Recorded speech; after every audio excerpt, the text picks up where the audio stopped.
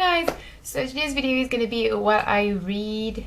No, it's going to be a recent read. Also going to be the review of the first book we read in my book club. So if you want more information on that, I would really suggest reading either the post I wrote on my blog or checking out my Goodreads account, because there is a group for the book club. The first book I read is entitled Consumable Metaphors, Attitude Towards Animals and Vegetarianism in 19th Century France. This is not like a fiction work or anything like that. It's purely a book about what it says it's about: vegetarianism and attitudes towards animals, representation of animals in 19th century France, focusing a lot on literature and philosophy, I suppose you could say. It was very, very interesting, and I read that for my dissertation, so a very interesting book. I read Salammbo by Flaubert, which was a long overdue because I was supposed to read this book actually when I was in high school. I think when I was maybe in my second year of high school, I was studying Latin,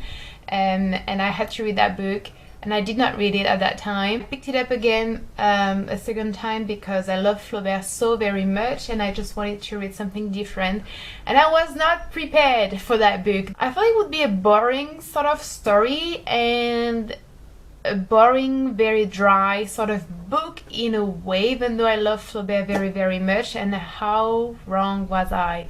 This book is a bomb or a ball or an explosion of sensuality. It is extremely sensual, extremely rich. The descriptions are just wonderful. The imagination is incredible. Everything is just so overflowing, like, and overwhelming. It's like too much of everything.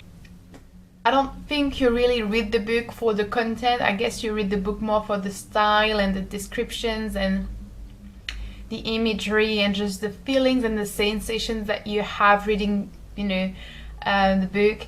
I would say though that if you're not really interested in literature and if you're not into things that are very rich and heavy and a bit kitschy at times, that's definitely a book you should perhaps not read. Then I read First Love by Ivan Turgenev, and I was very, very pleasantly surprised. It was my first time reading anything by Turgenev, even though he's a big classic in Russian literature. It was a lovely short read, a lovely classic love story, coming of age also a little bit. It's a beautiful piece of literature. It's obviously a classic, so if you're not into classic, you might find this boring and you might find the patterns of the story repetitive because it is not very new.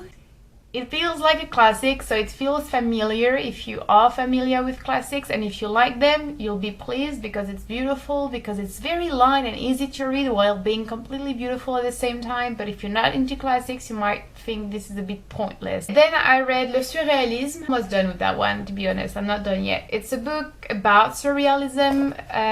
It is not a fiction book or anything like that. It's purely a book about the movement and the politics of the movement, the history of the movement, the techniques of the movement, the writers of the movement, how to analyze it, understand it better and everything.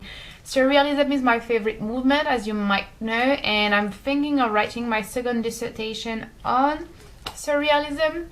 So that's why I've been getting a lot more books about surrealism, even though I own already quite a few. Michel Leiris, Mots, mémoire. Michel Leiris is not the most famous author out there. He was a French surrealist poet, writer, and was my first time reading anything by him actually. And I just want to say surrealism is not the easiest thing to get into, and it's not the easiest movement to enjoy and like. I happen to love it very, very much, so I am used to it now, and I can sort of acknowledge and appreciate their works.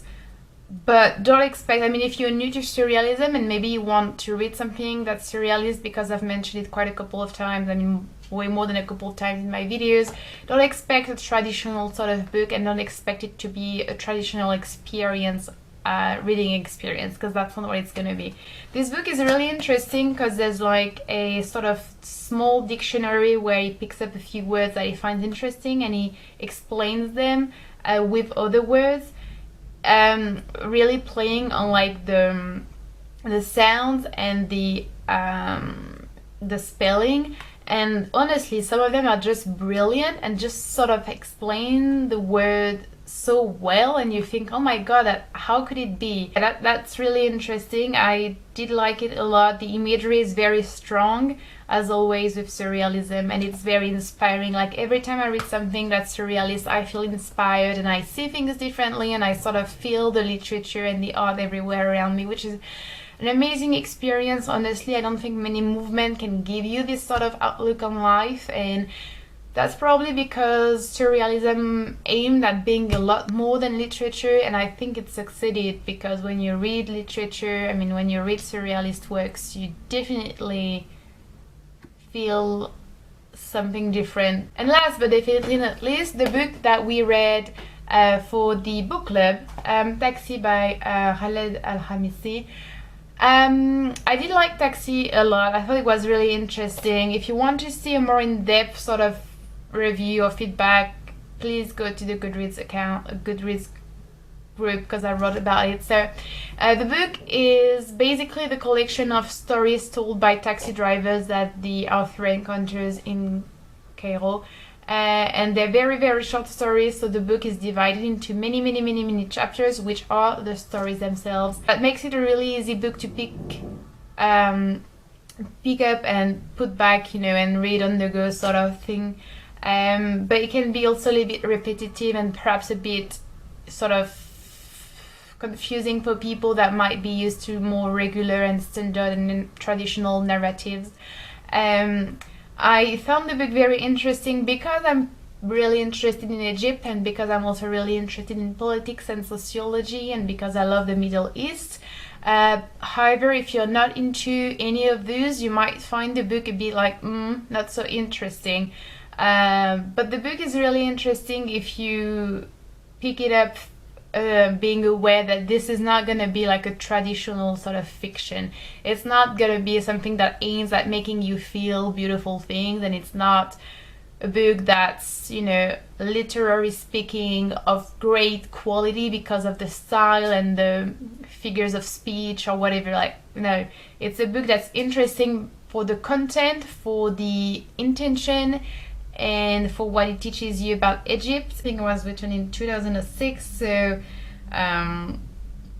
it says things about the Egypt of that time, but if you compare it with the current situation of Egypt, it becomes even more interesting, in a sad way though, because Egypt's situation is not that great. So yeah, that was it. If you want to participate into the book club, please head over to the Goodreads group. We are reading No Longer Human in June, which is a book written by a Japanese author, and which is very different from Taxi. I hope you guys are gonna enjoy it. I know that my taste in literature can be a bit unusual, so yeah, I hope you're coming to this with like an open mind, and just sort of to discover new literatures and to pick up or to choose what you like the best, to sort of go deeper and search deeper on your own. Anyway, I hope you enjoy watching this video, guys. Let me know what you've been reading, because I'm always on the hunt for new inspiration and new suggestions, and I shall see you later. Bye!